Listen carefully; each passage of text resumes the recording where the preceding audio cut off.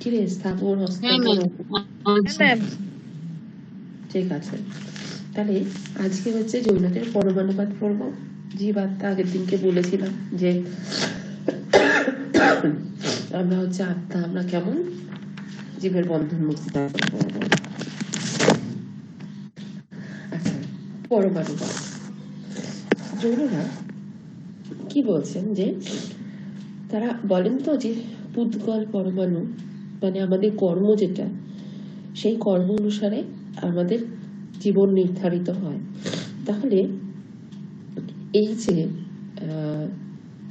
আমরা যা কিছু কর্ম করছি সেটা তারা নাম দিচ্ছে কর্ম পুদ্গল। তাহলে পুদ্গল বলছে এরা এক প্রকার হচ্ছে জড়দ্রব্য, অতি সূক্ষ্ম কণা। মানে একটা বস্তুকে যদি আমরা ভাঙতে থাকি, যে কোনো বস্তুকে ভাঙতে ভাঙতে ভাঙতে ভাঙতে সর্বশেষ যে কণাটায় এসে পৌঁছাবে সেই কণাটাকেই বলা হচ্ছে পরমাণু। সুতরাং পরমাণু হচ্ছে নিরংশ, নিত্য এবং জড় জগতের মূল উপাদান। জগতের মূল উপাদান হচ্ছে পরমাণু। তাহলে এবার প্রশ্ন যে এটা বুঝলাম যে পরমাণু বলতে কি বোঝায়? পরমাণু বলতে বোঝায় কোনো একটা দ্রব্যকে মানে কোনো একটা বস্তুকে ভাঙতে ভাঙতে ভাঙতে ভাঙতে সর্বশেষ যে কণাটায় এসে পৌঁছায় সেই কণাটাই হচ্ছে তোমার পরমাণু। এবার এই পরমাণু জগতে কটা আছে জৈন মতে? জৈনরা বলবেন অসংখ্য আছে। তাও বোঝা গেল। তাহলে এই পরমাণুগুলোর বৈশিষ্ট্য কি? পরমাণুগুলো হচ্ছে নিরংশ, নিত্য, জগতের মূল উপাদান। এদের উৎপত্তিও নেই, ধ্বংসও নেই। এরা অনন্ত দেশে এবং অনন্ত কালে এরা অবস্থান করছে। তাহলে পরমাণু হচ্ছে নিরংশ, নিত্য, উৎপত্তি নেই, ধ্বংস নেই, অসংখ্য সংখ্যায়, এবং এরা অনন্ত দেশে অনন্ত কাল ধরে অবস্থান করছে।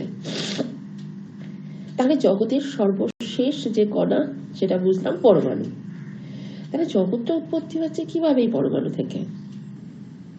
বুঝতে পেরেছিস? জগতের সর্বশেষ উপাদান হচ্ছে যে পরমাণু। কিভাবে ওরা বললেন? পরমাণুর বৈশিষ্ট্য দিলেন। হ্যাঁ ম্যাম।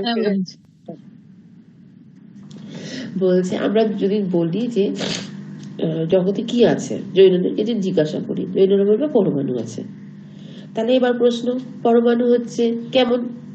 তখন বলবে একটা বস্তুকে ভাঙতে থাকো, ভাঙতে ভাঙতে ভাঙতে ভাঙতে সর্বশেষ যে কণায় যাবে তাকে বলা হবে পরমাণু। তাহলে জগতে কি আছে? পরমাণু আছে। পরমাণু কাকে বলে? ওরা পরমাণু কাকে বলে বুঝিয়ে দিল।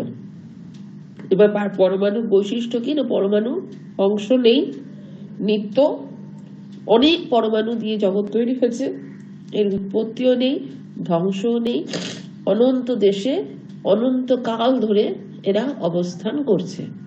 এটা হচ্ছে পরমাণু। এবার বলছে যে তাহলে এবার আমাদের প্রশ্নটা কি হবে? এই পরমাণুগুলো থেকে জগৎ কিভাবে উৎপন্ন হলো? তখন ওরা বলবে, জৈনগণ বলবেন, পরমাণু মিশ্রিত হয়ে এই জগতের উৎপত্তি হয়েছে। পরমাণু মিশ্রিত হয়ে মানে একে অপরের সঙ্গে যে ধাক্কা লাগা, ধাক্কা লেগে মানে সংঘাত। তাহলে একে অপরের সঙ্গে সংঘাত লেগে দুটো পরমাণু একসঙ্গে মিলিত হয়ে, যেমন বৈশেষিক কথা অনুসারে দনুক, তারপরে ত্রনুক, এইরকম ভাবে পরমাণুগুলোর মিশ্রণের ফলে ক্ষিতি, অভ, তেজ, মরুত, এই যে চারটে পরমাণু, সেই চারটে পরমাণুর মিশ্রণের ফলে এই জগতের উৎপত্তি ঘটেছে। জগতে যখন তাদের মধ্যে ধাক্কা লাগছে তখন উৎপত্তি হচ্ছে জগতে, আবার আবার যখন তারা নিজস্ব রূপে ফিরে যাচ্ছে তখন জগতের ধ্বংস হয়ে যাচ্ছে। তাহলে জৈনদেরকে যে প্রশ্ন করেছিলাম আমরা যে জৈন জগতের উৎপত্তি হলো কিভাবে, তা জৈনগণ বললেন ক্ষিতি অব তেজ মরুদ, এরা প্রথমে অণু অবস্থায় থাকে, তারপরে একে অপরের সঙ্গে ধাক্কা লেগে এই জগতের উৎপত্তি ঘটাচ্ছে। ক্লিয়ার? ম্যাম, একে অপরের সাথে যে ধাক্কা লাগছে এখানে কোনো নিমিত্ত কারণ তো নেই, না। একটা চার্বাকের মতোই লাগছে আর কি। মানে আপন স্বভাবে মিলিত হচ্ছে। হ্যাঁ, এখানে কোনো আচ্ছা, ঈশ্বর সত্তা স্বীকার করবে না, যেহেতু নিরীশ্বরবাদী জৈন। আচ্ছা, ঠিক আপন আছে? স্বভাবে মিলিত হয়ে পরস্পরের সাথে ধাক্কা লাগার ফলে জগতের সৃষ্টি হচ্ছে। হ্যাঁ। ঠিক আছে। আহ,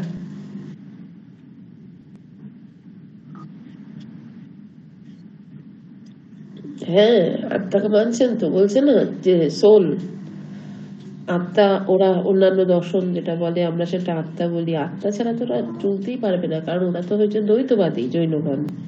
দুটো সত্তাকে স্বীকার করছেন, জীব এবং জড়।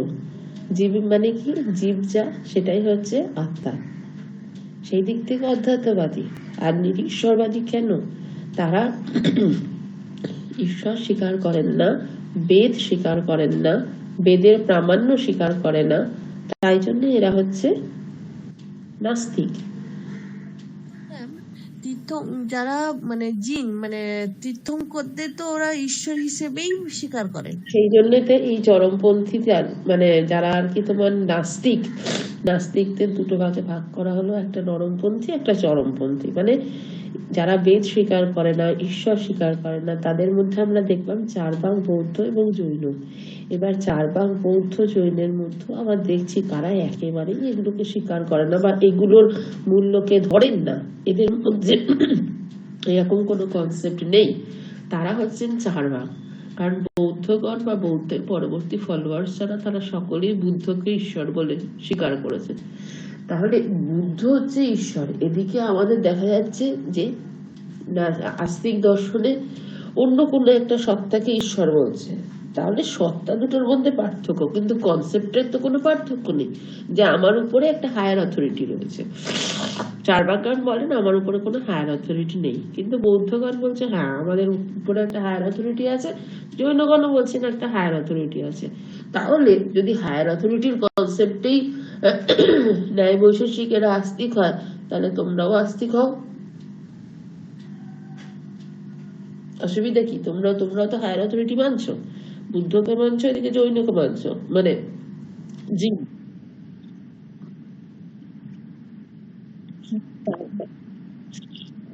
হ্যাঁ, তার তার মানে কি, এটাও একটা বই, এটাও একটা বই, শুধু বই দুটো আলাদা, আর তো কিছু নয়।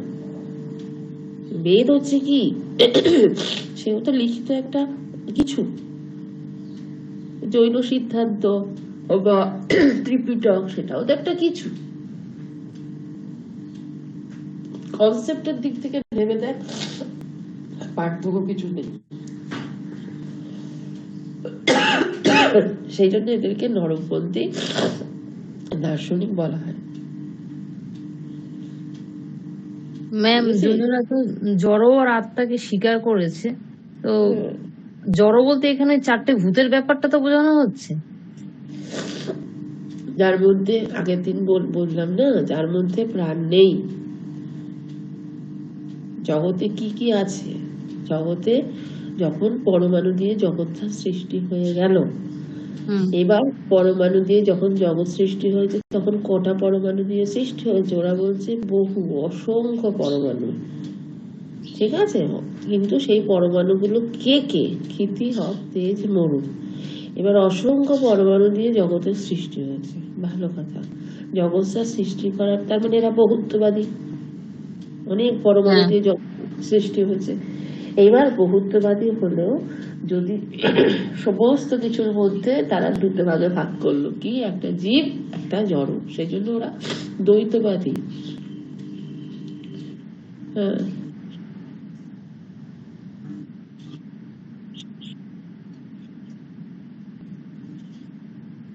চেতনা চেতনা চেতনা, কনসিয়াসনেস। গতিস্থিতি বললে আবার অন্য রকমের ব্যাখ্যা হয়ে যাবে, যে চলমান এরম হবে। তো ওই রকম না বলে আমরা বলি কনসিয়াস। উত্তেজনায় আমরা বলি কনসিয়াস কাকে বলে? যার মধ্যে উত্তেজনায় সাড়া দেওয়ার ক্ষমতা আছে।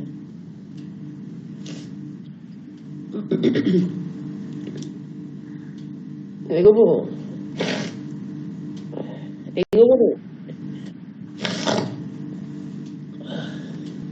তাহলে এবার বলছে যে তাহলে জড়দ্রব্যের দুটো অবস্থা।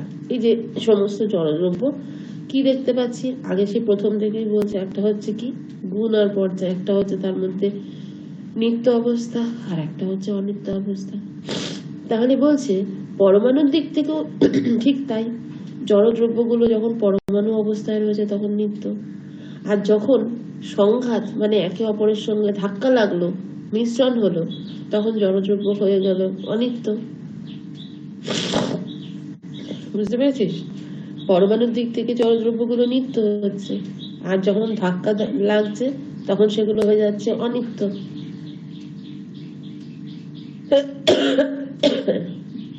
এবার এই যে পরমাণুর কথা বলছে জৈনরা, তারা বলছেন যে এই পরমাণুগুলোর মধ্যে পরিমাণগত বা গুণগত কোনো পার্থক্য নেই, যেটা কিনা বৈশেষিক ফিলসফিতে আমরা দেখব যে বৈশেষিকরা যে পরমাণুর কথা বলছেন সেই পরমাণুগুলোর মধ্যে গুণগত পার্থক্য রয়েছে, কিন্তু জৈনদের যে পরমাণুর কথা বলছে তাদের মধ্যে কিন্তু পরিমাণগত বা গুণগত, পরিমাণ কথার অর্থ হচ্ছে সে কতটা জায়গা জুড়ে থাকে, তার আকার আকৃতি ইত্যাদি, এগুলো হচ্ছে পরিমাণগত।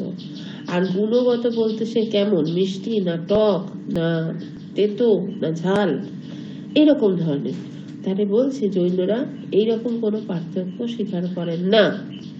বলছে যদি যখন পরমাণুগুলো নিরংশ মানে যখন তাদের অংশ নেই, এইরকম যখন অবস্থানে বিলং করছে সব পরমাণুগুলো, মানে একদম পরমাণু অবস্থায়, তখন বলছে সব পরমাণু একই ধরনের, সব পরমাণুগুলো একই রকমের। ঠিক আছে, বুঝতে পারেন? বলছি যে যখন জগতের একদম প্রথম অবস্থায় পরমাণুগুলো যখন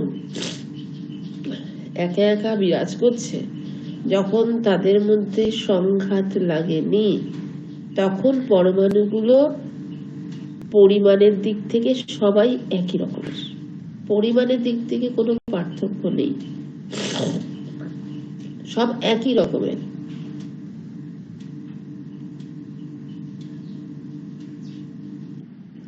ঠিক আছে, পরিমাণ মানে কি,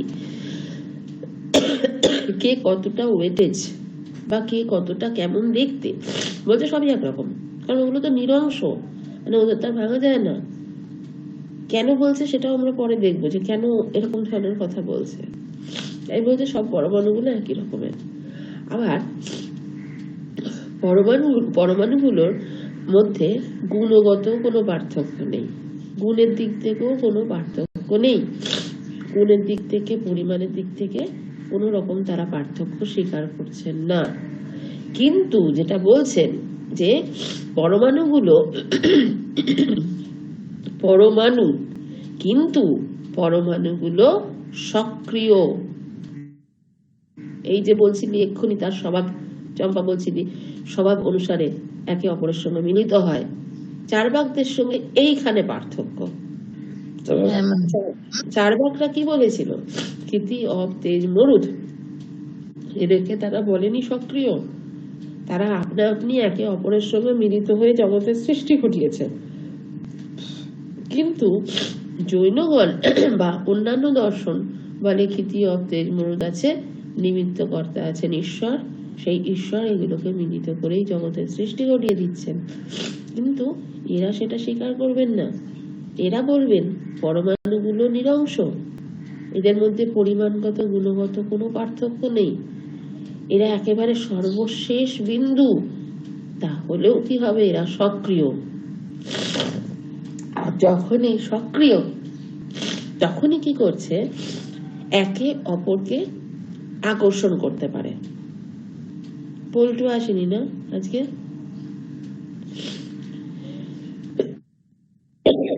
বলছে পরমাণুগুলো ওরা হচ্ছে নিষ্ক্রিয় নয়, এরা সক্রিয়।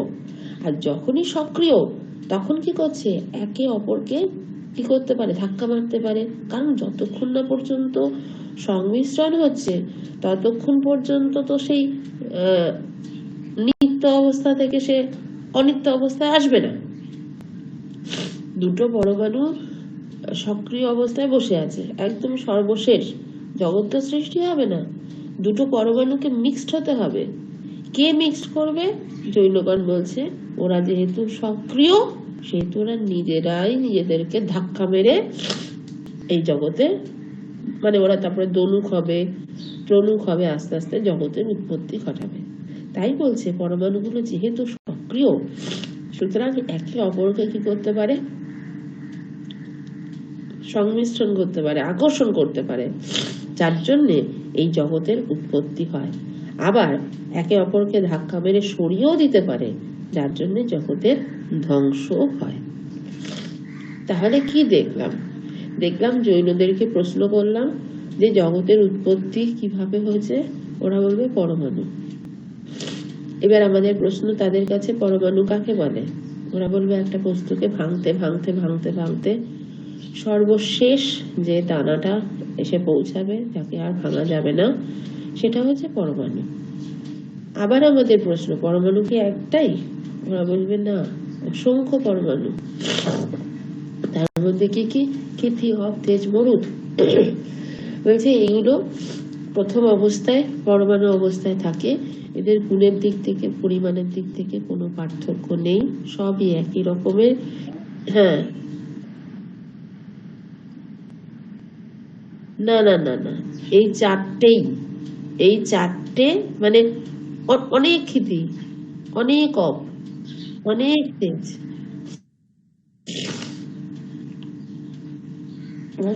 পরমাণুগুলো সব সক্রিয়, পরমাণুগুলো সক্রিয় হওয়ার জন্য একে অপরকে ধাক্কা মারে, আর ধাক্কা মারলেই তখন একে অপরের সঙ্গে সংঘাত হয়, আর জগতের সৃষ্টি হয়ে যাচ্ছে। এই হচ্ছে জৈনদের পরমাণুবাদ। Any doubt? এইখানে তো কোনো অণু হিসেবে ক্ষিতির অণু বা বায়ুর অণু এরকম তো কোনো ব্যাপার নেই। সব অণুগুলো মানে পরমাণুগুলো তো একই, কিন্তু মিলিত হয়ে ক্ষিতি হচ্ছে বা মিলিত হয়ে জল হচ্ছে, এরকম। হ্যাঁ, মানে অনেকগুলো ক্ষিতি, অনেকগুলো দিতে আমি ভাবলাম যে তাহলে কি আলাদা আলাদা কোনো ভাগ আছে নাকি? হ্যাঁ, অবশ্যই। যেমন বলছে দেখ যে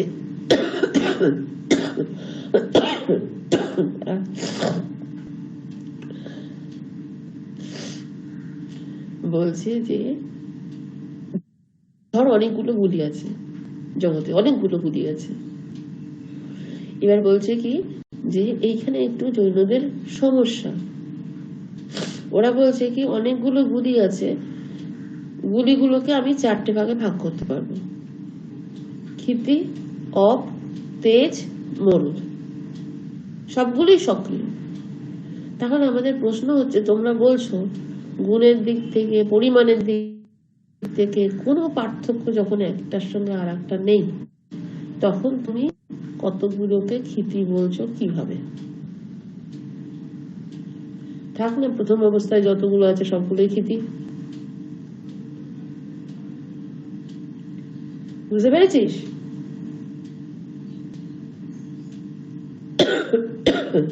কি রে, বোঝা গেল? অবস্থায় যতগুলো আছে মানে বুঝতে পারলাম না। আরে তোর প্রশ্নটা নিয়েই তো তোকে আমি বলছি। তুই যেটা বললি যে জগতে ক্ষিতি, অপ, তেজ, মরুৎ এই চারটে পরমাণু আছে, হ্যাঁ, এদিকে ওরা প্রথমেই বলে যাচ্ছে পরমাণুগুলোর মধ্যে পরিমাণগত বা গুণগত কোনো পার্থক্য নেই। তাহলে যদি পার্থক্যই না থাকবে একটা পরমাণুর সঙ্গে আর একটা পরমাণু, তাহলে ওরা বলছে কি করে যে জগতের ক্ষিতি অতেজ প্রচুর পরিমাণে ক্ষিতি আছে, প্রচুর পরিমাণে অপ আছে, কি করে বলবে? হ্যাঁ ম্যাম, এই জায়গাটা তো ঠিক বোঝা যাচ্ছে না, মানে সেটাই কি তো, করে বুঝবো? কি করে বুঝবে? আমি যদি বলে পরিমাণগত গুণগত কোনো পার্থক্য নেই, পার্থক্য নেই, হ্যাঁ। তাহলে সবই ক্ষিতি হোক। হুম, এখানে সবগুলো যে ক্ষিতি, মিলিত সবগুলো যে হয়ে অপ, কি করে বুঝবো? সব একসঙ্গে মিলিত হওয়ার পরে তার আকার ধারণ করছে, সে ক্ষিতি হচ্ছে, সে না অপ না হচ্ছে। না না না না না, প্রথম অবস্থাতেই ক্ষিতি রয়েছে।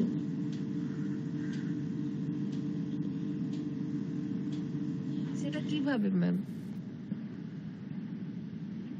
না, বলছে প্রত্যেক জড় পরমাণু রূপ রস গন্ধ স্পর্শ গুণযুক্ত।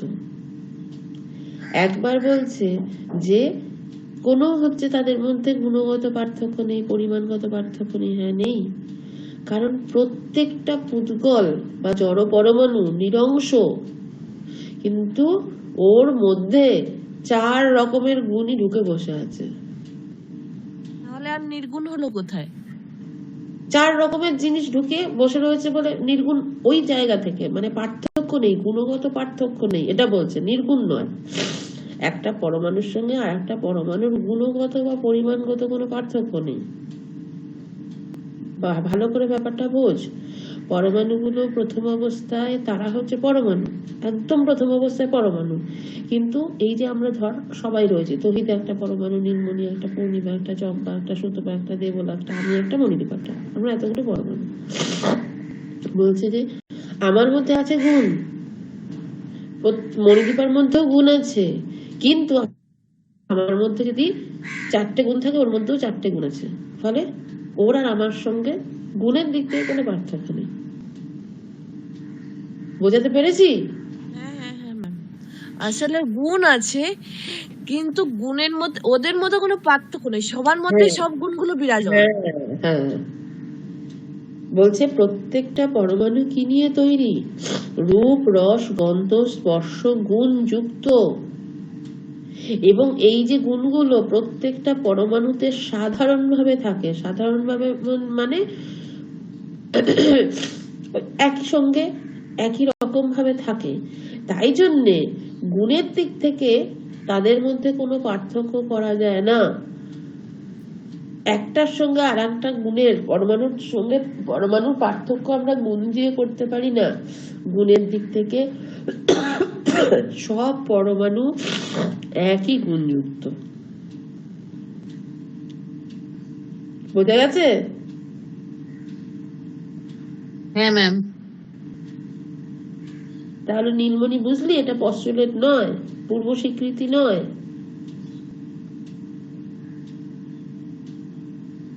কিরে,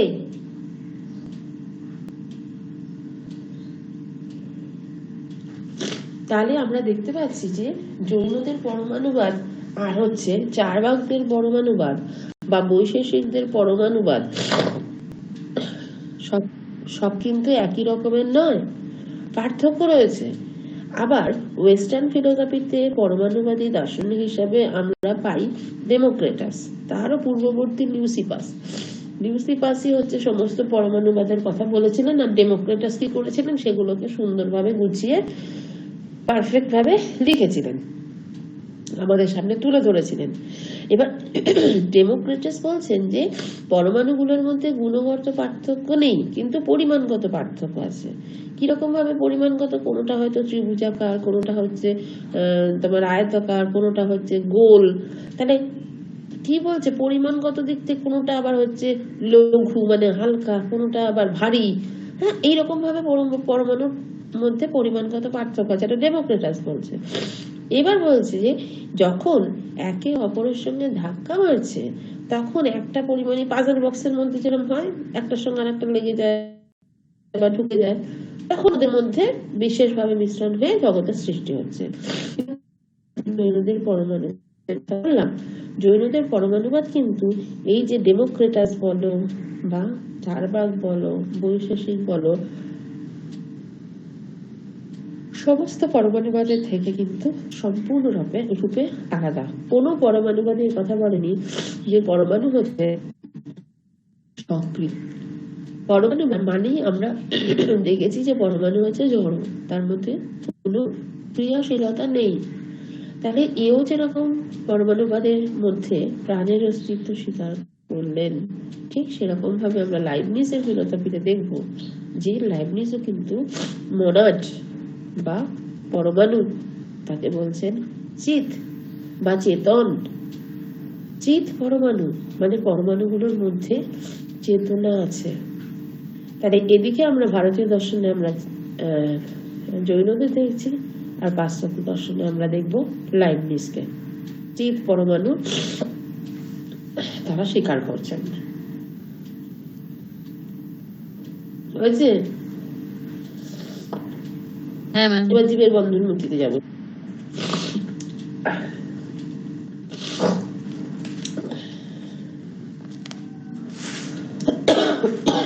জীবের বন্ধন মুক্তিতে যাব।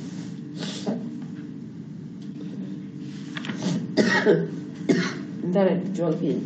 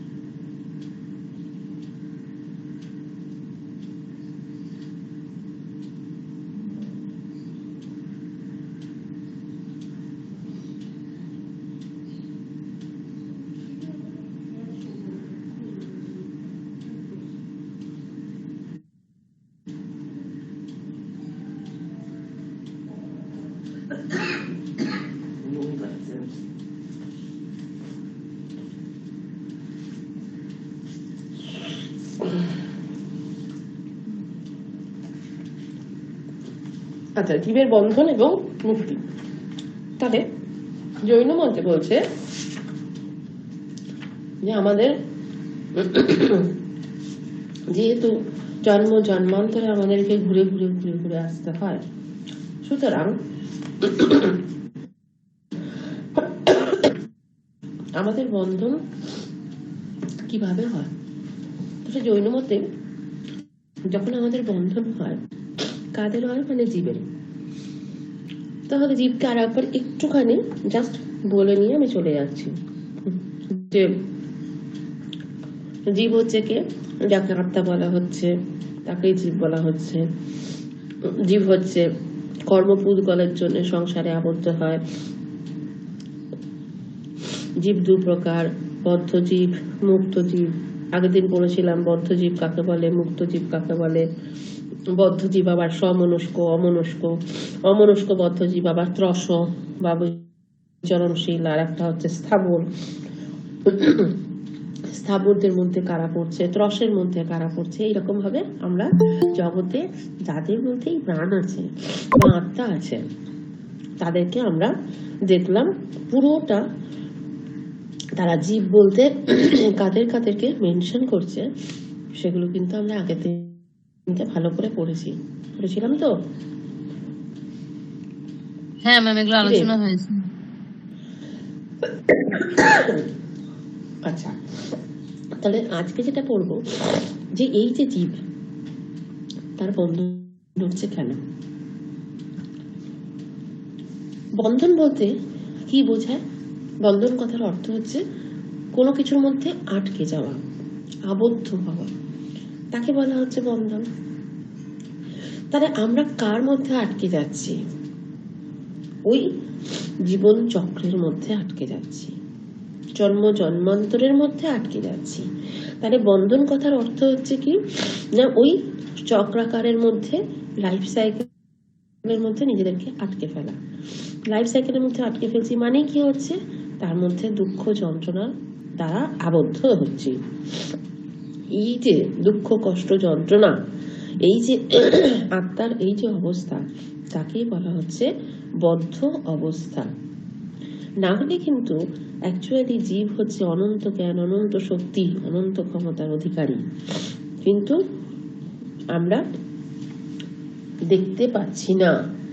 জীবের যে স্বরূপ, নিজস্ব রূপ, সেটা আমরা দেখতে পাচ্ছি না। কেন? এটা আমরা বদ্ধ দশা বা বন্ধন দশার মধ্যে রয়েছি। বলছে বন্ধন দশা কেটে গেলে আমরা মুক্ত জীব হয়ে যেতে পারবো। যেমন ভাবে উদাহরণ দিচ্ছে যে, যেমন ভাবে মেঘ যদি সূর্যকে ঢেকে থাকে, সূর্যকে দেখতে পাওয়া যায় না, তাই বলে সূর্যের যে স্বরূপ তা কিন্তু কোনোদিনও হানি হয় না। সূর্য যেমন আছে তেমনই থাকে। ধীরে ধীরে যখন মেঘটা কেটে যায়, সূর্য যেমন আছে তেমন থাকে। সেই রকম তোমার মধ্যে অনন্ত জ্ঞান, অনন্ত শক্তির অধিকারী তুমি। কি হচ্ছে, ধীরে ধীরে যখন তোমার মধ্যে সেই বন্ধন দশা কেটে যাবে, তখন তুমি মুক্ত দশা প্রাপ্ত হতে পারবে। এবার বলছে, তাহলে বুঝলাম যে জীবের বন্ধন হচ্ছে, আর জীবের বন্ধন হচ্ছে জিনিসটা কি, জীবের যে বন্ধন হচ্ছে, আমাদের যে বন্ধন হচ্ছে, সেটা কি বোঝা গেল? এটা হ্যাঁ ম্যাম, এই বুঝেছি। আচ্ছা, হ্যাঁ। এবার হচ্ছে আমার বন্ধন হচ্ছে, এটুকুনি আমি বুঝলাম। এবার জৈনদের আমি প্রশ্ন যদি করি যে আমি যে শুদ্ধ জ্ঞানের অধিকারী, কৈবল্য জ্ঞানের অধিকারী, তাহলে আমি হচ্ছি না কেন, আমার এই বন্ধন দশা প্রাপ্ত হচ্ছে কেন? তখন ওরা বলবে তোমার কর্মের জন্যে, তুমি যে কর্ম করেছো সেই কর্মের জন্যই তোমার আজকে এই রকম দশা প্রাপ্ত হচ্ছে। তাহলে কর্ম মানে কর্মপুদ্গল। তাহলে এবার আমার হচ্ছে কিভাবে আমার মধ্যে এই কর্মপুদ্গলটা আমি আকৃষ্ট হচ্ছি? প্রশ্নগুলো ম্যাম এখানে একটা প্রশ্ন করি। বলো।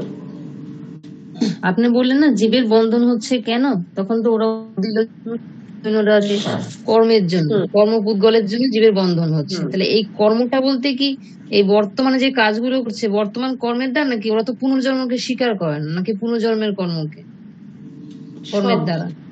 সব, তোমার বর্তমান কর্ম, তোমার পূর্বের কর্ম, অতীতের কর্ম, তুমি ভবিষ্যতে যা করছো, না হলে ঢুকবে কি করে শুধু বর্তমানের কর্ম যদি হয়? সবটাই। কিন্তু ওরা তো পুনর্জন্মকে মানে না ম্যাম। হ্যাঁ, পুনর্জন্মকে কি মানে ওরা? তুই আমার এতক্ষণ ধরে কথা বলছিস, এই যে লাইফ সাইকেলের কথা বলছি, লাইফ সাইকেল মানে কি আমার এই জন্ম শেষ জন্ম নয়, আবার আমাকে ঘুরে ফিরে আসতে হবে আমার বন্ধন দশার জন্য? কি বলছিস তুই? হ্যাঁ ম্যাম, তাহলে এটা ভবচক্রের মতোই আর কি, পুনর্জন্ম। ভবচক্র উনি নাম দিয়েছিলেন, বৌদ্ধদের নাম দেওয়া হয়েছে। কিন্তু এই যে হচ্ছে পুনর্জন্ম যেতে, তাহলে তো এই জন্মেই আমার শেষ হয়ে যেত। ও তাহলে বলতে যাবে কেন যে আমি মুক্ত জীব হতে পারছি না, আমি জিন হতে পারছি না? এই জন্মে হয়? এই জন্মে তাহলে তুই একটু ভালো ভালো কাজ যদি করিস, তাহলে দেখা যাবে এর পরের জন্মে আর একটু ভালো মানুষ হয়ে জন্মগ্রহণ করেছিস, ঠিক আছে? তারপরের জন্মে আর একটু ভালো করলে দেখা যাবে আরেকটু ভালো, আরেকটু ভালো, আরেকটু ভালো, এরকম সার্কেলের মধ্যে ঘুরতে ঘুরতে ঘুরতে ঘুরতেই একদিন তোমার যদি সম্ভব হয় মুক্ত দশা হবে।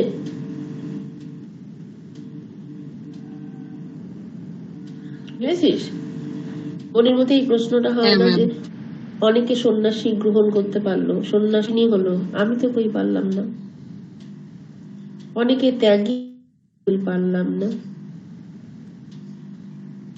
এই রিয়ালাইজেশনটা হলেই বুঝতে পারবি যে আমার মধ্যে এখনো অনেক আছে, এখনো আমার লালসা বিষয় বাসনার প্রতি চাহিদা আছে। বাবা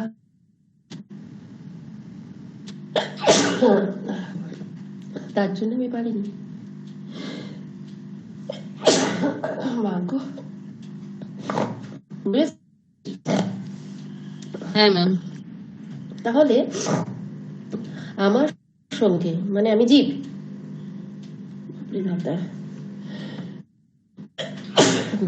আমি জীব, আমি বদ্ধ জীব। তাহলে আমি যে বদ্ধ, আমার যে বন্ধন হয়েছে, কেন হয়েছে? আমার কর্মের জন্যই বন্ধন হয়েছে। এবার আমার প্রশ্ন হচ্ছে, তাহলে আমার মধ্যে এই পুদ্গলটা এলো কিভাবে? কর্মপুদ্গলটা এলো কিভাবে? দিব্যি তো আমি জীব, তাহলে আমার সঙ্গে জীবের সঙ্গে কর্মপুদ্গল সংযুক্ত হয়েছে বলেই আমার বন্ধন হয়েছে। তাহলে জীবের সঙ্গে এই কর্মপুদ্গল কিভাবে সংশ্লিষ্ট হলো? বোঝা যাচ্ছে? হ্যাঁ ম্যাম।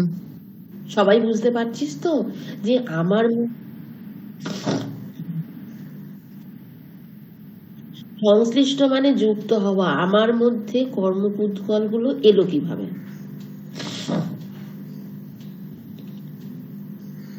আমার মধ্যে কর্মপুদ্গল গুলো যদি না আসতো তাহলে তোমার বন্ধন দশা হতো না। তাহলে আমার মধ্যে এই কর্মপুদ্গল এলো কিভাবে, এটা হচ্ছে প্রশ্ন। কারণ কি আমার মধ্যে কর্মপুদ্গল এসছে বলেই না আমার এত বন্ধন, এত দুঃখ, এত যন্ত্রণা। তখন এরা বলছে যে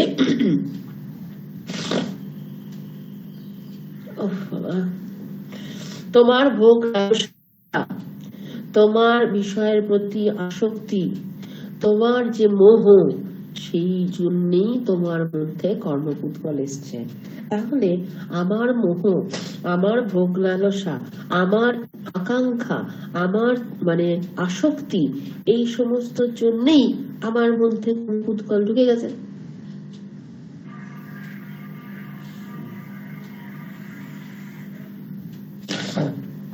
বুঝেছিস?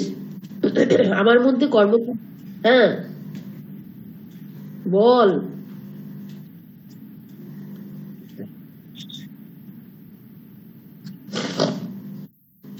এতক্ষণ ধরে তাই বুঝলি? পুদ্গল হচ্ছে মানে কি, ওরা একটা শব্দ তো দেবে, তোর কর্ম, এরা তো কর্ম ফল কথাটা বলবে না। মীমাংসা দর্শন বলবে কর্মের, তুমি যা কর্ম করছো তার ফলে ফল উৎপন্ন হচ্ছে, এরা সেটা বলবে না। তোর কাজটা, তুই যেটা করছিস যা কিছু, সেগুলো সবই ওই পরমাণু দিয়েই ব্যাখ্যা দিয়ে দিচ্ছে। ওই জন্য তার একটা নাম দিল সুন্দর, যে পুদ্গল। হ্যাঁ,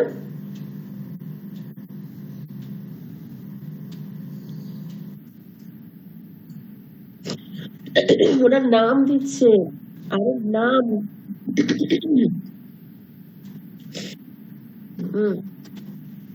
সেটা বলছি, ওরা যেটা বলছে যে প্রথম অবস্থা থেকে তো বলছে ক্ষিতি অব তেজ মরুদ ইত্যাদি, এগুলো হচ্ছে পরমাণু।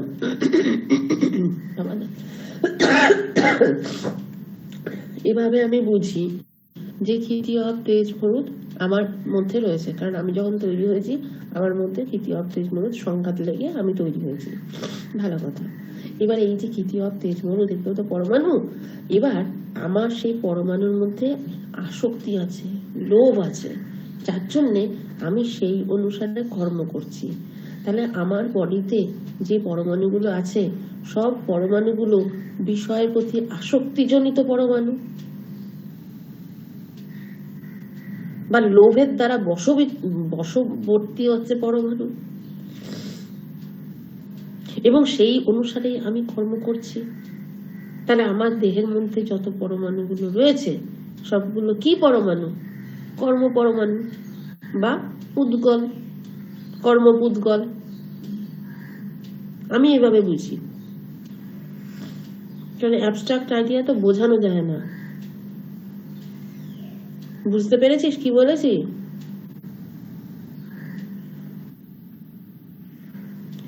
এই বাকিরা বুঝতে পারছিস কিনা বল।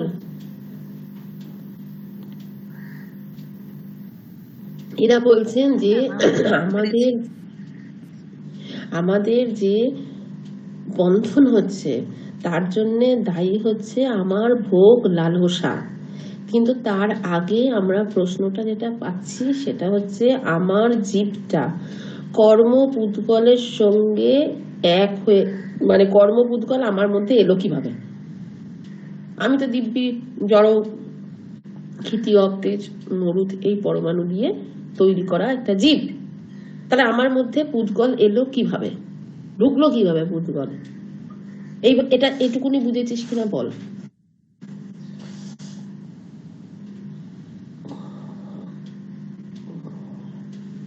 কর্মপুত্তল এলো কারণ আমাদের আসক্তি ভোগ লালসা আছে বলেই তো। ভোগ লালসা কার আছে? কার আছে বল পূর্ণিমা, কার আছে? জীবের। জীব না, তুই নিজেকে দিয়ে উদাহরণ দে। হ্যাঁ বল হ্যাঁ কি? হ্যাঁ নিজের, মানে বল আমার, নিজের না বলে বল আমার আমার। আমার আমার। তাহলে আমার যে বন্ধন হয়েছে তার কারণ আমি নিজে। হ্যাঁ নিজে। আমার মধ্যে পুদ্গল যে ঢুকেছে, পুদ্গল যেগুলো ঢুকেছে সেটা দিয়ে তো আমি তৈরি হয়েছি। তুই তৈরি হয়েছিস অনেকগুলো ক্ষিতি অব তেজ মরুদ দিয়ে তৈরি হয়েছিস। মিউট কর, আমি বলছি। ধর পূর্ণিমা তৈরি হয়েছে ক্ষিতি অব তেজ মরুদ এইরকম পরমাণু দিয়ে তৈরি হয়েছে। এবার ওর পরমাণুগুলো প্রত্যেকটা ক্ষিতি অব তেজ এই যে পরমাণুগুলো সব হচ্ছে লোভযুক্ত পরমাণু, মানে ওই পরমাণুগুলো প্রচন্ড লোভ আছে।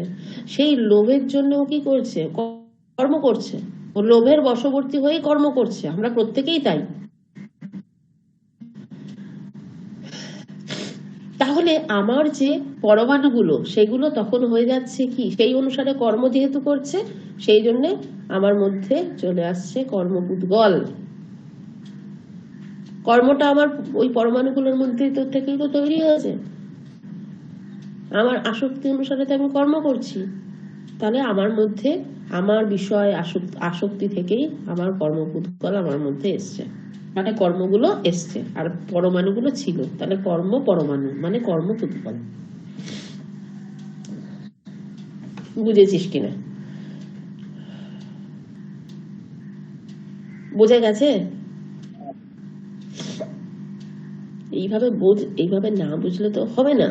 ধর একটা মাটির দলা, তার মধ্যে ক্ষিতি অব তেজ মরুদ, মাটির দলা মানে তুই সুন্দর করে মাটিটা মেখেছিস, ক্ষিতি অব তেজ মরুদ সব ওর মধ্যে আছে, ঠিক আছে? এইবার ওই মাটির দল মধ্যে প্রত্যেকটা পরমাণুগুলোই সব হচ্ছে, মানে প্রত্যেকটা মাটির কণাই হচ্ছে, প্রত্যেকটা মাটির কণাই হচ্ছে খারাপ, ধরো একে অপরকে আটকাচ্ছে না, বালি মাটি মিশ্রিত। তাহলে তো ওই যে মাটিটা যে বালিকণা দিয়ে তৈরি হয়েছে, সেই তাদের যে বৈশিষ্ট্য বা স্বরূপ, সেই অনুসারে তুই যে কোনো মূর্তি তৈরি করলে ভেঙে চুরে চুরমার হয়ে যাবে। ঠিক সেরকম ভাবে আমাদের শরীরে যে পরমাণু দ্বারা তৈরি হয়েছে সেই পরমাণুগুলোর লোভ বিশিষ্ট, ভোগ লালসা বিশিষ্ট, যার জন্য আমাদের ভোগ লালসার জন্য আমরা কি করছি, সেই অনুসারে কর্ম করছি, যার ফলে আমাদের দেহের মধ্যে কর্মপুদ্গল সংশ্লিষ্ট হচ্ছে বা আবদ্ধ হচ্ছে বা মিশে যাচ্ছে। দিয়ে বলছে এই কর্মপুদ্গল মানে আমার মধ্যে যে কর্ম যা কাজ করেছি সেই কর্মপুদ্গল অনুসারে আমাদের সমস্ত কিছু নির্ধারিত হয়। কোন বংশে জন্মগ্রহণ করব, কতদিন আমার আয়ু হবে, কতটা আমি জ্ঞান পাবো, কতটা আমার মানে অবজারভেশন পাওয়ার থাকবে, কতটা দুঃখ কষ্ট ভোগ করব, সবটা আমাদের এই কর্মপুদ্গলই কিন্তু নির্ধারণ করে। সুতরাং কর্মপুদ্গল হচ্ছে সাংঘাতিক। তাই বলছে জৈনগণ বলছে যে জীব তার এই যে কর্মপুৎগল, সেই অনুসারে জীব পূর্বজন্ম তার আছে, পূর্বজন্মের কর্মের জন্যই বর্তমান দেহ ধারণ করে। আবার বর্তমান দেহ যেমন ভাবে কর্ম করছে সেই অনুসারে বা ভবিষ্যৎ যা কর্ম করছে সেই অনুসারে তাকে আবার ফিরে আসতে হবে নতুন দেহ নিয়ে। এবার নতুন দেহ নিয়ে আসবে, বলছে তুমি যেরকম কর্ম করেছো, কর্ম যখন মৃত্যু হচ্ছে তারপরে কর্ম তো তোর আছে। আমি একা বকে যাচ্ছি? না ম্যাম বলুন।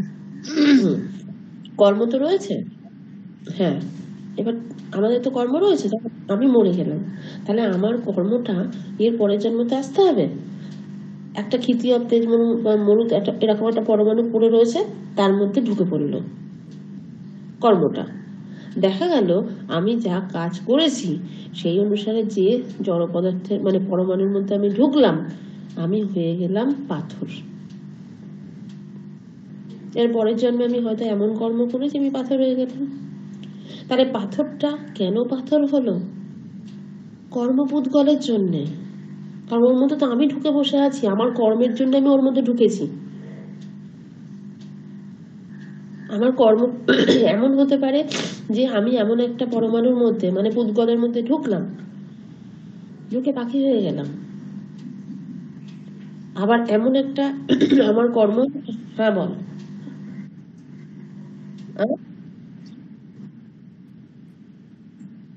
হ্যাঁ,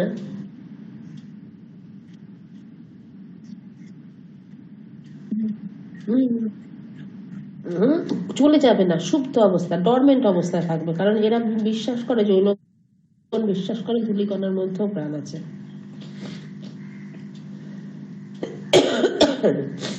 তুই প্রচন্ড খারাপ খারাপ কাজ করি, আমি কি কোন কর্ম করলে কি যে হবে এ আমি বলতে পারবো না, কিন্তু এইটুকুনি তো অন্তত।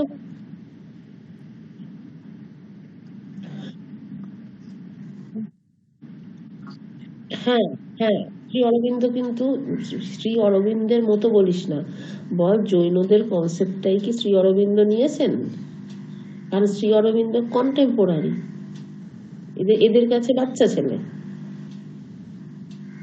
এ আগে বলেছে সমসাময়িক। তুই আর দেবল যেরকম সমসাময়িক, তুই হয়তো ছোট, দেবল তোর থেকে বড়। সমসাময়িক মানে যারা একই একই 2-5 বছরের ইয়েতে, যেমন গৌতম বুদ্ধ আর মহাবীর সমসাময়িক। একই সময়ে যারা অবস্থান করে কথা বলে তাদেরকে সমসাময়িক বলে। তা এবার হচ্ছে তাহলে সেই কর্ম অনুসারে আমি একটা পরমাণুর মধ্যে ঢুকে পড়লাম, মানে কর্মপুৎগল তার মধ্যে ঢুকে পড়লাম। বলছে আমাদের যাবতীয় কিছু, আমরা কোন গোত্রে যাব, কোন কতটা আমি আয়ু পাবো, সব কিন্তু আমার ওই কর্মপুৎগল অনুসারে নির্ধারিত হয়। কারণ আমার পূর্বজন্মের কর্ম নিয়েই আমার বর্তমান জীবন এবং তার পরের জীবন আমার কর্ম দ্বারাই নির্ধারিত হয়। দিয়ে বলছে আমার যে মানে ভোগ লালসার জন্য আমার যে কামনা বা কর্ম, সে না প্রথমে হচ্ছে কি করে দেখ, আমার হচ্ছে প্রথমে ভোগ লালসা কামনা বাসনা ইত্যাদি তো হলো, সেটা একটা শক্তি উৎপন্ন করে, মানে আমার চাই চাই চাই চাই ওই জিনিসটা একটা শক্তি উৎপন্ন করে। প্রথমে এই কামনা আমার আত্মাতে প্রবেশ করছে, মানে কর্মপুৎগলের মধ্যে প্রবেশ করছে। যেই মাত্র প্রবেশ করছে মানে মানে এইভাবে বোঝ, যখন আমরা কোনো একটা জিনিস চাই চাই ভাবি, হ্যাঁ, তখন আর অন্য কোনো দিকে ধ্যান থাকে না, ওর পেছনে ভাব ধ্যান জ্ঞান জ্ঞান ওইটাই পেতে হবে আমাকে, ওটাই আমাকে পেতে হবে। মানে আমার ধ্যান জ্ঞান সম্পূর্ণরূপে আচ্ছন্ন হয়ে যায়। এই যে অবস্থা তাকে বলা হয় ভাব কর্ম। তাহলে আমার কামনার জন্য একটা শক্তি উৎপন্ন হয়, যে শক্তিটা আমার পুরোপুরি একেবারে একদম স্বরূপটাকে আবৃত করে রাখে। তখন হচ্ছে সেটাকে বলা হয় ভাব কর্ম। আর সেই ভাব কর্ম অনুসারে আমার যে বন্ধনটা হচ্ছে, ওই যে আমাকে পুরো ঢেকে রাখছে, সেইটাকে বলা হচ্ছে দ্রব্য বন্ধন। তাহলে প্রথমে আমাদের কামনা বাসনার জন্য যে শক্তি উৎপন্ন হয়, তার জন্য প্রথমে ভাব কর্ম, তারপরে আসে দ্রব্য কর্ম। এবং এই যে ভাব, এই যে একটা পুরোপুরি আমার মধ্যে পুরো আবৃত্ত রয়েছে, সবসময়ের জন্য চিন্তা করছি, এটাকে কিন্তু ওদের কথা অনুসারে এই যে ভাবটা, তাকে বলে কষায়। তাহলে কি দেখা যাচ্ছে, আমার কামনা অনুসারে আমি একটা, আমার স্বরূপটা আবৃত্ত হয়ে যাচ্ছে কামনাটা। তাহলে এই যে কামনাটার দ্বারা আমার স্বরূপটা আবৃত্ত হচ্ছে, এটা আবৃত্ত হচ্ছে মানে বন্ধনে ঢুকে যাচ্ছে, এটা ভাব বন্ধন। আর সেই যে ভাব, তাকে বলা হচ্ছে মানে লোভ, লালসা, মায়া, মমতা ইত্যাদি, এটা হচ্ছে কষায়। আর জীবের এই যে ভাবরূপ, এটা কষায়টা যখন পুদ্গলের মধ্যে ঢুকে যাচ্ছে, তখনই এটাকে বলা হচ্ছে দ্রব্য বন্ধন। সেই কারণে ভাব বন্ধন আর দ্রব্য বন্ধন আমাদের এই মানে কি বলবো, জীবের বন্ধনের জন্য একটা গুরুত্বপূর্ণ বিষয়। বুঝেছিস? তার মূল কথাটা হচ্ছে কি, আমার কর্মই আমার জীবনটাকে নির্ধারণ করছে। ঠিক আছে? দুটো কর্মের জায়গা না, কর্ম তুই একটা করছিস কিন্তু স্টেজ অনুসারে। প্রথমে তুই ভাবছিস আমার একটা চাকরি চাই, দিন নেই রাত নেই, ভেবেই যাচ্ছিস, ওটাকে বলে ভাব বন্ধন। অন্য কোনো জিনিস আর চিন্তা করতে পারছিস না, আর কিচ্ছু ভাবতে পারছিস না। আচ্ছা, চাকরি হলো অতটা ঠিক বোঝা যাবে না, একটা মেয়েকে ভালোবেসে ফেলেছিস, তাহলে দিন নেই রাত নেই তার কথা। তাহলে এই যে ভাবটা তোর স্বরূপটাকে আবৃত্ত করে দিচ্ছে, এটাকে বলা হয় ভাব বন্ধন। এই ভাব বন্ধন অনুসারে তোর দুঃখ হবে না দেখতে পেলে তাকে, সে ফোন না করলে তোর কষ্ট হবে, এই যে বিষয়গুলো হবে, সেইগুলো হচ্ছে তোর কষায়। তাহলে এই যে মেয়েটির প্রতি একটা ভালোবাসা বা ভাব আচ্ছন্ন করে রেখেছে, তার ফলে তোর মধ্যে দুঃখ, যন্ত্রণা, কষ্ট হচ্ছে, সেই অনুসারেই তোর শরীরটা নির্ধারিত হচ্ছে। তোর ঘুম আসছে না, তোর পা ঝিমঝিম করছে, তোর মাথা ঝিমঝিম করছে। তাহলে তোর শরীরের যে ফাংশন অনুসারে তুই যে দাঁড়িয়ে আছিস, সেটাকে বলা হবে দ্রব্য বন্ধন। বোঝাতে পেরেছি? হ্যাঁ। এবার মুক্তি চাই বলছে যে জীবের মধ্যে যখন পুদ্গলের সঙ্গে যখন আমার কর্ম ঢুকে গেল, তখন যেরকম বন্ধন হচ্ছে, এবার সরিয়ে দাও, তাহলেই হয়ে যাবে মুক্তি। এবার মুক্তি হওয়ার জন্য কি কি করতে হবে?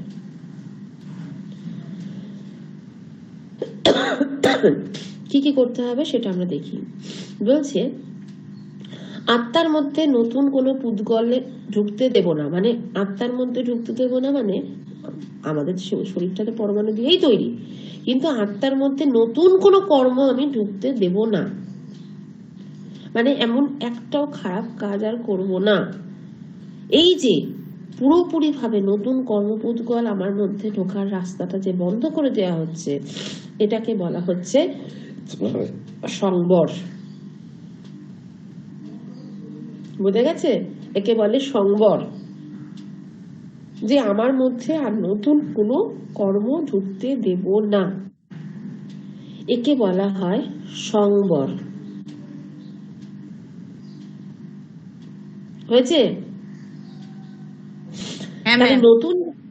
নতুন যেরকম ঢুকতে দিবি না, সেটাও যেরকম সত্যি, সেরকম পুরনো যেগুলো আছে সেগুলো তো শেষ করে দিতে হবে। পুরনো যে কর্মগুলো আছে, যেগুলো করে বসে আছি, তাহলে আত্মার মধ্যে নতুন কোনো কর্ম আমি ঢুকতে দেব না, সেটা হচ্ছে যেরকম সংবর। সেরকম ভাবে পূর্ব জন্মে বা পূর্বে আমি অনেক কর্ম করেছি, সেগুলো থেকেও আমাকে মুক্ত হতে হবে। সেইগুলো থেকে মুক্ত হওয়া যে জায়গা, তাকে বলা হচ্ছে নির্জরা। তাহলে সংবর আর নির্জরা, তার মানে আমি কোনো কর্ম আর করব না, মানে কর্ম, এমন কর্ম যেগুলো হচ্ছে খারাপ কাজ, সেগুলো আমার মধ্যে ঢুকবে, সেটা আমি করব না, সেটা হচ্ছে সংবর। আর আমার মধ্যে যে কর্ম আছে যেগুলো, সেগুলো হচ্ছে দূরে সরিয়ে দেব, সেটা হচ্ছে এগুলো ম্যাম নির্জরা। করে ফেলেছি। করে ফেলেছো? খুবই ভালো কথা। যেগুলো করে ফেলেছি আগে, সেগুলোই তো নির্জরা। হ্যাঁ, মানে যে পথে তুই তোর ওই কর্মগুলো যেগুলো করে ফেলেছিস সেগুলোকে বর্জন করবি, তাকে বলছে নির্জরা।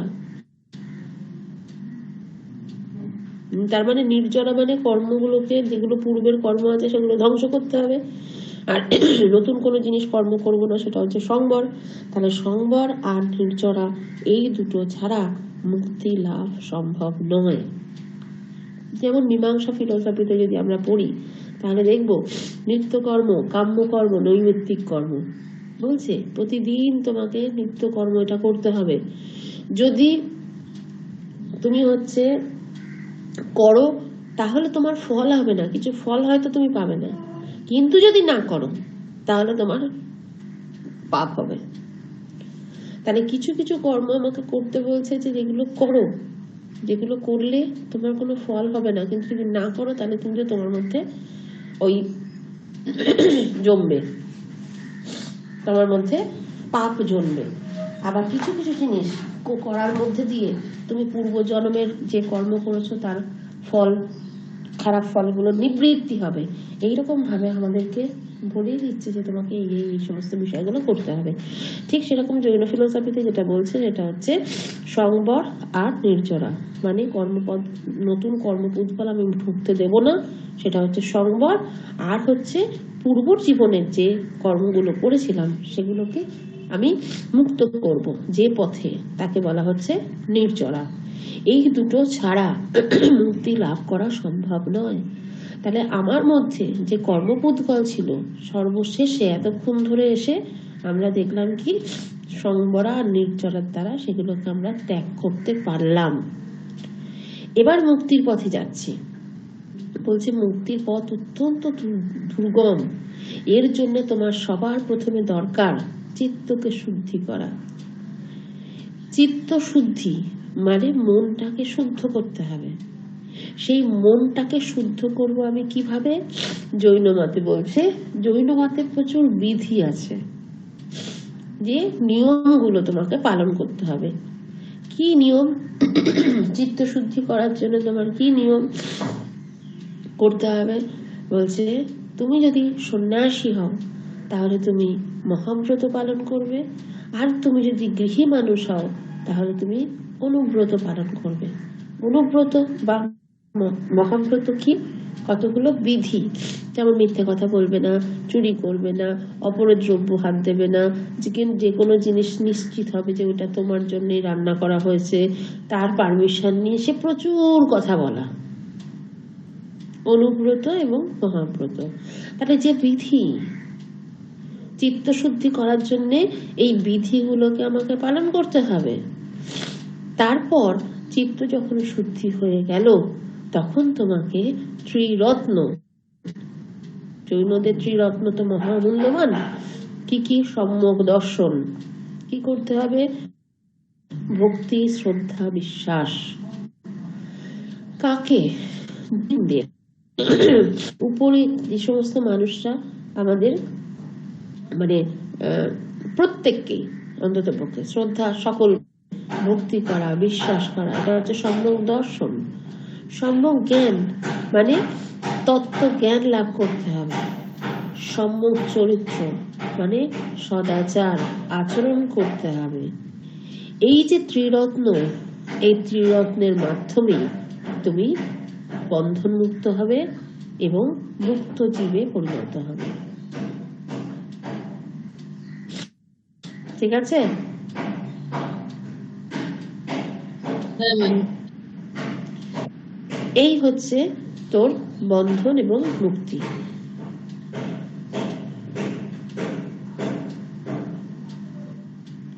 আচ্ছা এবার বলতো দেখিনি আমি কবে কবে বলেছিলাম তোদের পড়াবো? দাঁড়া, আজকে কত তারিখ? 30। আজকে 30 তারিখ, বৃহস্পতিবার, কালকে শুক্রবার, শনিবার, রবিবার। উফ, ঠিক আছে, ফাইনাল তাই থাকলো। কটা থেকে বলেছিলাম? 12:30 ম্যাম। আর একবার যদি মানে লিখে যদি দিয়ে থাকিস তাহলে আর একবার একটু লিখে দে, দেখি কোয়েশ্চেন করা হয়নি। ম্যাম বলছি ঠিকানাটা একটু বলে দিন না আপনার বাড়ি। কি ঠিকানাটা ম্যাম একটু বলে দিন। আমি দক্ষিণা বনে গিয়ে তারপরে ব্যাংক বলেছিলাম। হ্যাঁ ওদিকে আমি অটো করে, হ্যাঁ আমি অটো করে যাবো। দক্ষিণাবন থেকে অপোজিটে এসবিআই ব্যাংক আছে। এসবিআই ব্যাংকে ঢুক, ওখান থেকে রিক্সা পাবি, প্রথম দিন রিক্সায় আসবি। ব্যাস লিখে দিচ্ছি। সেটা মানে কি বলবো, কলুপাড়া লেন তো? লিখে দিচ্ছি। কি একটা বলছিলি? হ্যাঁ বল না, কোন সকালে, কোন দিন? এই দিনকে? আচ্ছা আচ্ছা, না না রাত্রেই ভালো রে, আমার অসুবিধা। আমার হবে না ম্যাম, আমারও হবে না, সকাল হবে না, সকালে অনেক কাজ বাজ। আমি জানি তোদের অসুবিধা হয়, মানে একটু ইয়ে কর। দাঁড়া আমি তারি কি হয়ে গেল, যা করি যা। ম্যাম ক্লাসের পরে আপনাকে একটু কল করবো। কি বলছিস? কি বলছিস?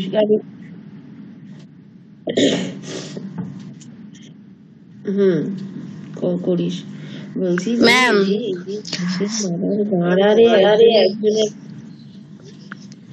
সেটা হচ্ছে যে সকালবেলাটা একটু শীতকালটা না গেলে না হবে না, ঠিক আছে?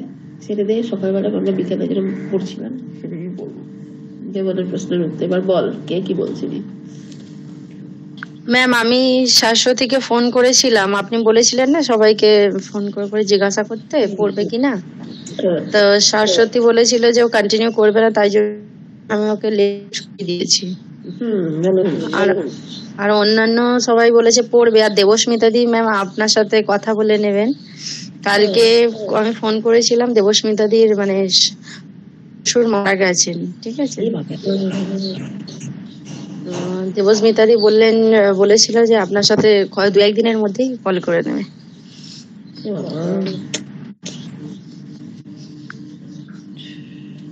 সুস্থ মানুষ, 1 সপ্তাহ হয়েছে মারা গেছেন। জানি না। হ্যাঁ দিদি কাউকে বলেনি, আমাকে বলছিল যে ম্যামকেও বলা হয়নি, তাই জন্য আপনার সাথে কথা বলবেন।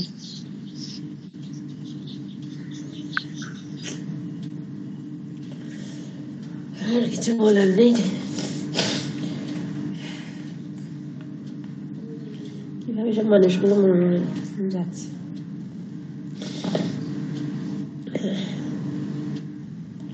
ঠিক আছে, এই কজন আছে, এই কজনই পড়বে, আবার কি। তোরাও যদি না পড়িস বেঁচে যাই আমি। না ম্যাম সেটা তো হবে না, আমরা পড়বো তখন। সেটাই বলছি, আমরা পড়বো। বাচ্চাদের মতো। দেবস্মিতা দিদের বাড়ির এখন সিচুয়েশন মানে খুব খারাপ, ঠিক আছে? কালকে কথা বলছিলাম, বললো মানে এমন অবস্থা দিদির উপরে প্রচন্ড দায়িত্ব পড়ে গেছে, মানে সবাইকে এখন সামলাতে হচ্ছে মোটামুটি। ওনার হাজবেন্ডও পুরো ভেঙে পড়েছে, শাশুড়ি মা, সবার দায়িত্ব এখন ওনার উপরে। স্বাভাবিক।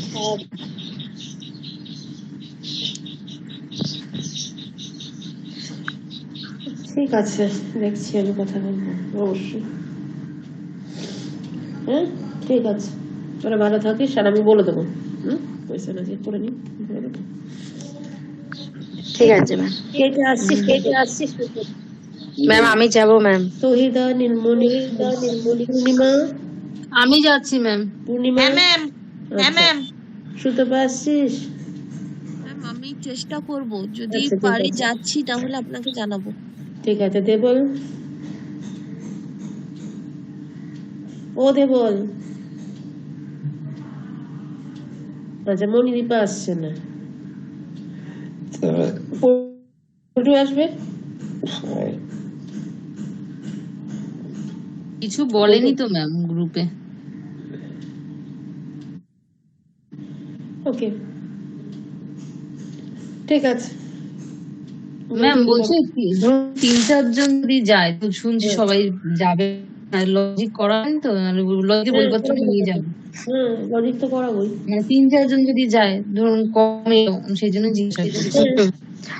অনলাইনেও আপনি লজিক করাতে পারবেন, একটা কি পিন পাওয়া যায়, তার মাধ্যমে কিন্তু আপনি করাতে পারবেন, মানে গুগল মিটে সম্ভব। আমি জানি আমাকে ক্লাসের জন্য এত একটা কথা বললে এত ইয়ে হয়, ডাবল লিঙ্ক হয় না।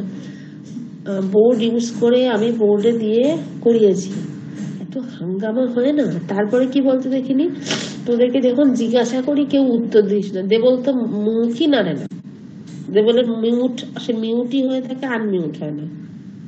সামনাসামনি বসে করালে খুব মানে অল্প সময়ে যতটা সুন্দরভাবে করা যায়, যতটা ভালো করে বোঝানো যায়, অনলাইনে তো সেটা হয় না। কিন্তু চেষ্টা তো করতেই হবে আমাকে। তো আমার এগুলো শেষ হয়ে যাক, তখন করবো, কিন্তু বাড়িতে পড়াবো, লজিকটা করাবো। ঠিক আছে ম্যাম, আমাদের অসুবিধা নেই। ওকে চলো, হ্যাভ এ গুড ডে। বলছি যে ফ্ল্যাটটায় আপনি পড়াতেন ওখানেই না অন্য কোথাও ম্যাম? না আমার মনে হয় আমার এই একটাই ফ্ল্যাট আছে আপাতত। এখন আমি অন্য জায়গায় আদিবাসী হয়ে যাই, ত্রিবেণী আমার নামেই, আমার এই ফ্ল্যাটটাই আমার নামে আছে, বুঝেছিস, আপাতত। না বলেছিলেন না আরেকটা নতুন আছে, ওখানে গিয়ে হ্যাঁ আছে, হ্যাঁ দেখাবো, যদি ওই জন্য জিজ্ঞাসা করে নিলাম কতজন আসবে কি না আসবে। I feel comfortable in my own house. Okay. চলো।